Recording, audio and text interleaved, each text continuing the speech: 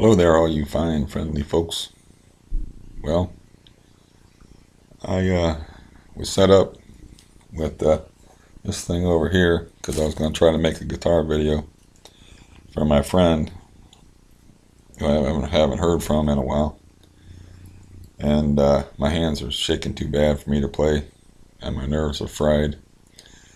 And it's because I got a very stupid situation going on in my building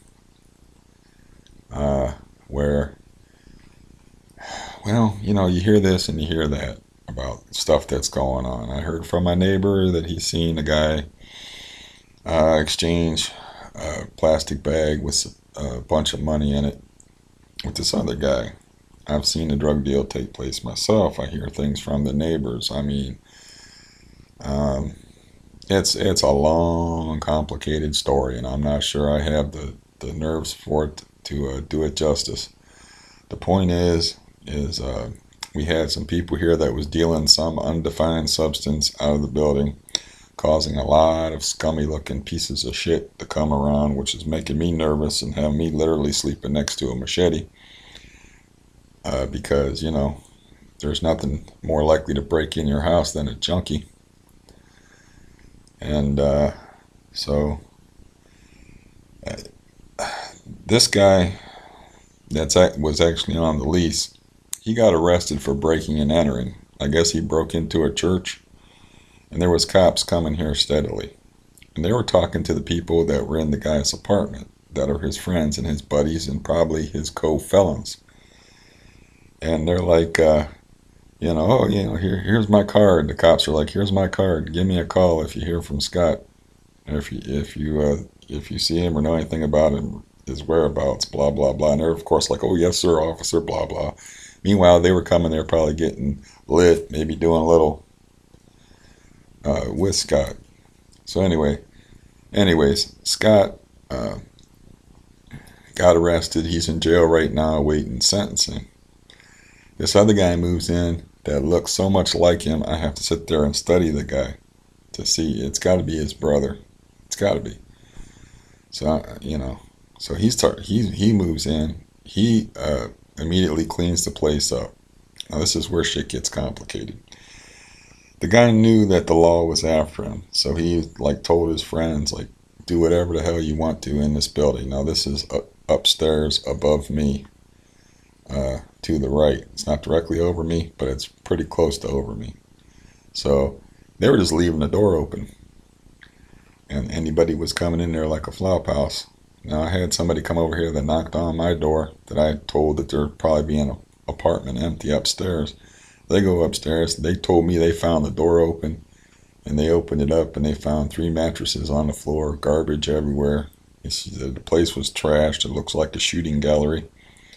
And for you people that are at my level of hipness, shooting gallery, not bang, bang, bang shooting gallery, because I'm not up with the current terminology and stuff, being a peaceful man. And so anyways, she went up there and she's like, man, this looks like some place where people are just getting loaded. And so the guy on the lease, he gets thrown in jail. This other guy moves in that looks almost exactly like him, like it has to be his brother, except for he's bigger and meaner and scarier looking. And he cleans the place up, at 3 o'clock in the morning, because it's been hotter than hell around here. And it's an upstairs apartment. They probably already sold the air conditioners to get dope. So anyways, 3 o'clock in the morning, I get woke up. I'm pissed, but I don't want to call the police and get more pissed because it'll wake me up further. This is about a week ago, and I'm like, oh, geez, I was like, I took a pill, it actually made me messing with my taper. This situation's messing with my taper, trying to get off of a controlled substance, and these motherfuckers are up here shooting and getting high, messing with me and my own sobriety, if you can dig that. It gets even crazier. So I'm talking to the landlord. The landlord's telling me that the guy that's living up there that is now in jail was getting that apartment paid for by the government. So I'm going to talk to my landlord on Monday. He's going to tell me whether the rent came in for that or not. But It could be a government-funded shooting gallery, and the situation still could be going on. Now, I don't need to get involved in all this nonsense, people. You know I got a high-stress situation if you watch my videos. Like, I'm under a lot of stress and a lot of pressure. And this calm facade, it is starting to crack, and I got a really bad temper, and I'm not in any physical kind of condition to back it up, you know. And I told the landlord, you know, he's like, oh, he's a real nice guy. I was like, you gullible. What do you mean he's a real nice guy? You don't know this guy. And he's like defending this guy that lives upstairs. But anyways, I'm telling a bad story. It's just so complicated. I always do this. I try to make the story short, and it never works out, and it ends up being a bad story. So I should just stick to the long story format. But anyways, when they clean the place out, right, the cans are on the outside of the building. They just pile up a whole bunch of junky garbage, like 6 foot from my door in the hallway. There's like a little cubby space in this building. And we've had 90-degree heat. This is like a first break we've had from it here. They just left it sit out there. So I wake up one morning, I open the door, I'm hit with this funky, reeking garbage smell. And I knew the garbage was out there. I just thought maybe they would like actually have some sense and take it out of the building, like sensible people. So I'm in a garbage dump. You know, I open the door and I'm immediately in a garbage dump. I'm hearing a power saw going off. It sounds like it's coming from upstairs. I know that the guy that's actually on the lease is in jail. I think they're gutting the apartment. I think they're cutting pipe. I think they're like trashing the place. Right? I'm hearing a saw, and here it was the neighbor on the side of the building, and there's a window that's on the side of this supposed apartment building I'm living in, and the sound was coming in through the window, and it made it sound like it was coming from upstairs. But I immediately freak out. You know, the garbage would be enough to make most people freak out. Walking out, there's just reeking piles of garbage outside your door. So I call the landlord, and I'm like, look, man, you need to get over here, like pronto, man, because I'm hearing power tool noises and your truck's not out there, and I know it's not you doing whatever's being done. This is before I'd found out what was actually happening. And I'm like, and there's a bunch of funky ass garbage in the hallway. I was like, you need to get somebody out here and take a look at this. So he sends his dad out there, and the neighbors are all pissed at my landlord real bad. So I'm like, I stood out there and I said to the neighbors, I was like, don't yell at this old man. He's not that old, but I was like, just don't. You know, he's the guy's dad. He just sent him over here to check things out, you know, and so he comes over, and the guys are over there giving him the old song and dance about, you know, oh, you know, this is a terrible way to treat somebody's property, and blah, blah, blah, and it's telling him, the old man, everything he wants to hear, and he's explaining why the door got kicked in, a panel out of the door got kicked in, and how they weren't responsible, and how disrespectful that is to treat people's property and stuff.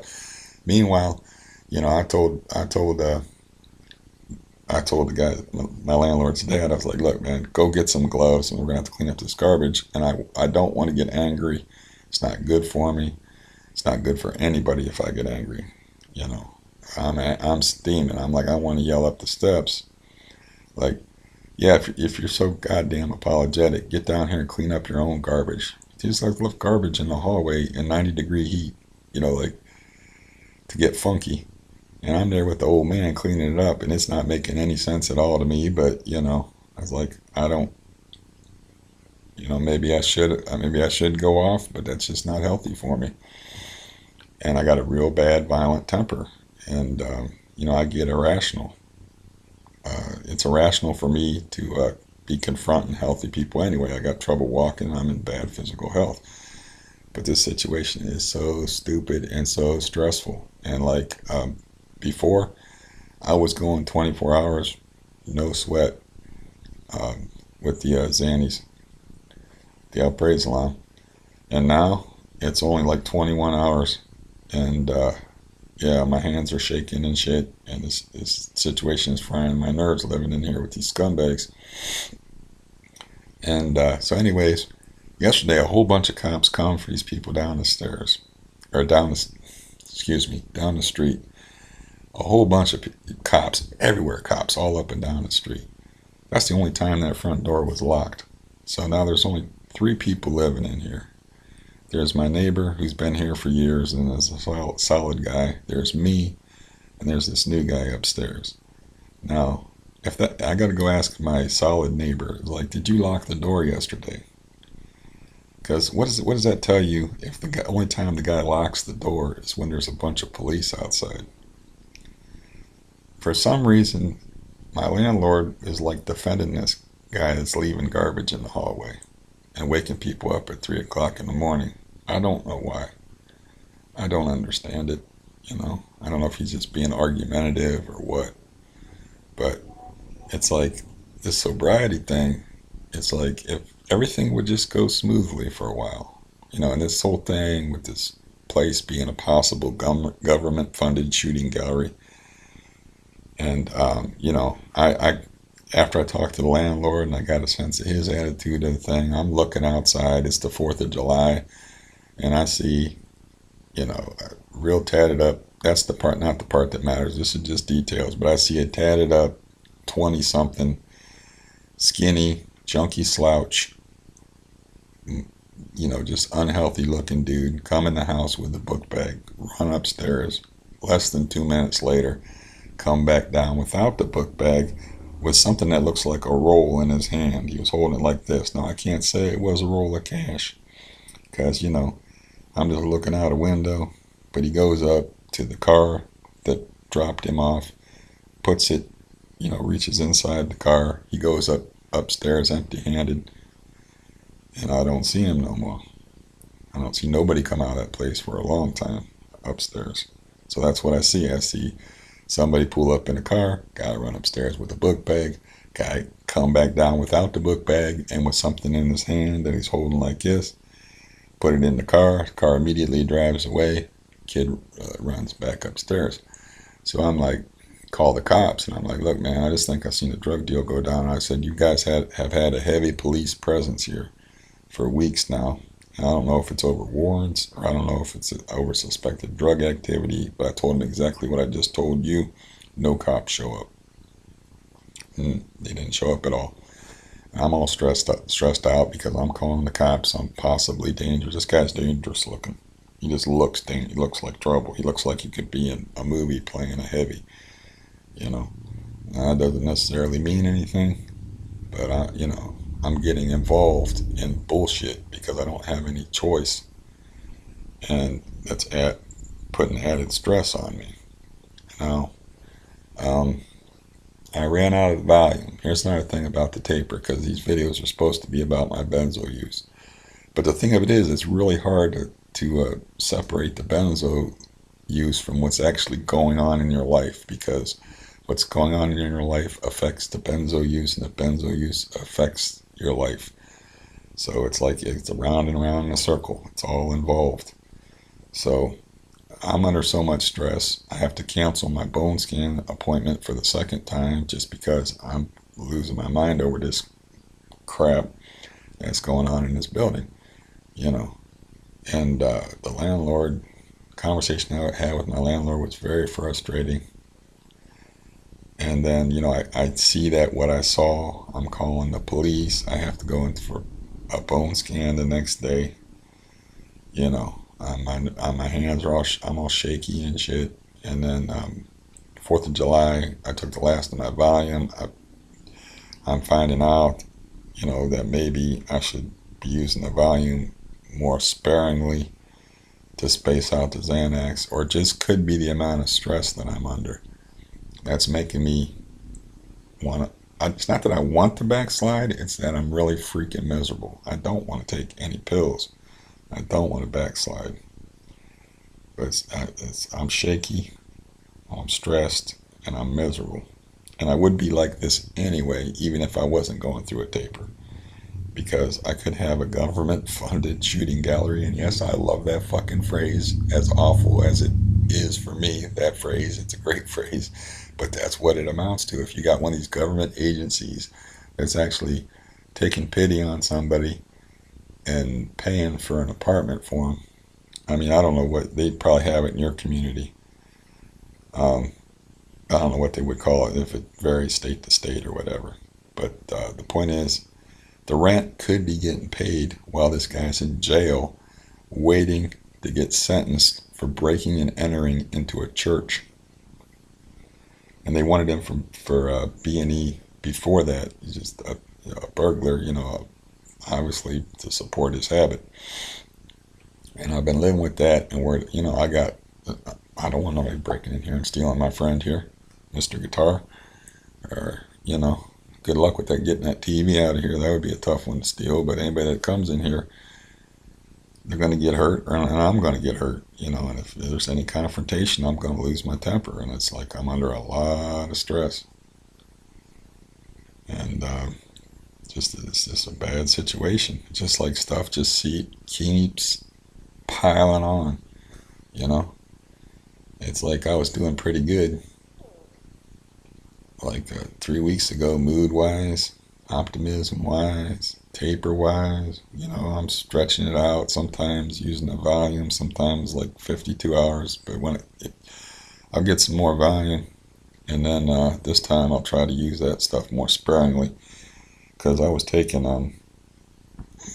like 5 milligram doses of it. Maybe I'll take like 2.5 milligrams, or I'll just try to space it out more. But until I get my living situation, because the building I'm renting in, it's actually just a giant house that's been sectioned off into 4 apartments. And for some reason, for the last 5 years, I've had pot dealers, I've had crack dealers, and now a possible heroin situation going on in my place. Now, if you follow my videos, you probably know that I've mentioned seeing a possible drug deal go down in front of my house, but I'm not the kind of person that just stares at, I'm not your nosy neighbor type. I try to keep myself occupied. I would go crazy just staring out the window, waiting for something to happen, watching TV. I play my guitar, I write on the computer. I like to do stuff that's, interactive. I don't like to sit around. I'm not a voyeur in that way, to where I want to just sit around and look out the window. And now I'm kind of getting forced into being like that and staring out the window. And maybe when I start taking down license plates, you got me looking out the window and calling. I'm already called the cops on the 4th of July, getting involved in this crap. And I've had crack dealers living here. Landlord would never take anything I would say serious about it. He would just be like, well, I have to have proof, because if I don't have proof, I'm legally liable. It's like, the dude should have just told me, call the police and handle it yourself. But I was waiting for him to do something about it, because I don't know, I guess he's not on the hook for it. I mean, he's not on the hook for it, or if it would fall on him that he's, responsible for the behavior of people that's living in his building, i.e. these crack dealers, then he would care about it more. But he just let that situation go on and on. So I talked to my one neighbor, and I'm, look, if you see anything, please call the police. We get a lot of if we have enough complaints about what's going on in this building. And I had a chance to talk to my neighbor this morning, but I just didn't feel like getting out of bed. He cut his grass like early in the morning. Talk to this other neighbor and tell him the same thing. Like, call the police, you see anything. That deal went down really in front of his house, and he was just out there a second before that. So, so I'm kind of just, it's hard to hold it together,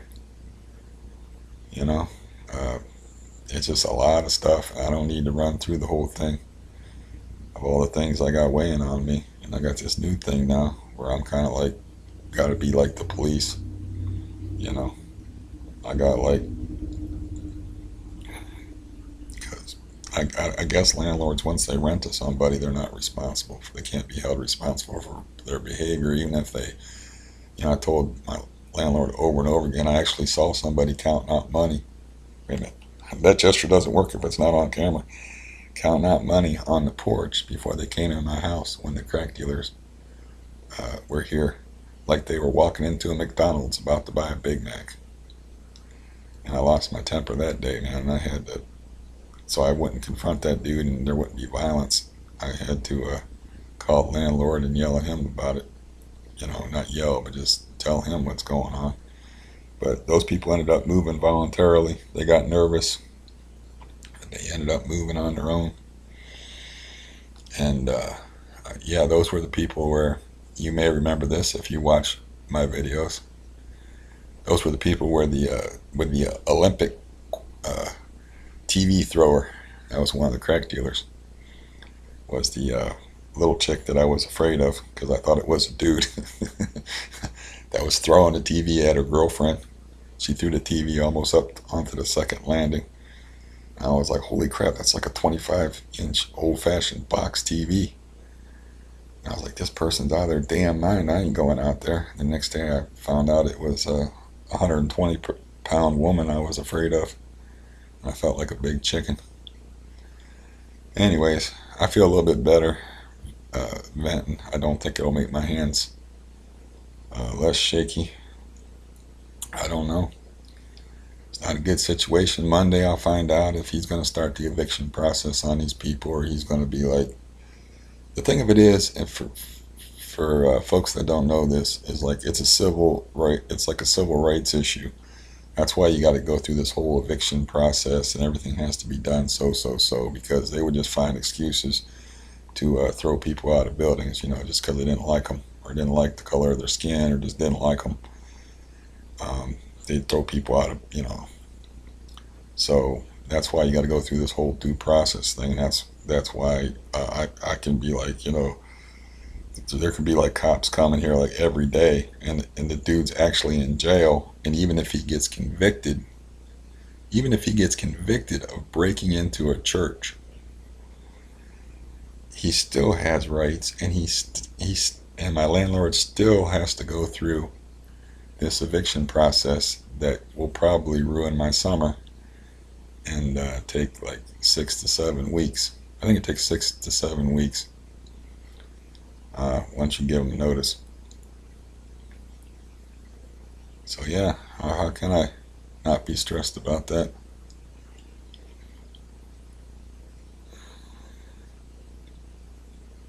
What can you say, stuff happens. I just wish it would wait until I was clean off of my benzo thing, and the stuff would stop happening. Just give me a break already.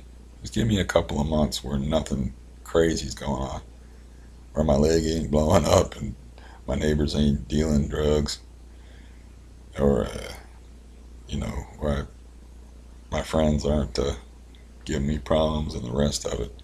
See, it got me looking outside. I saw some shadow past.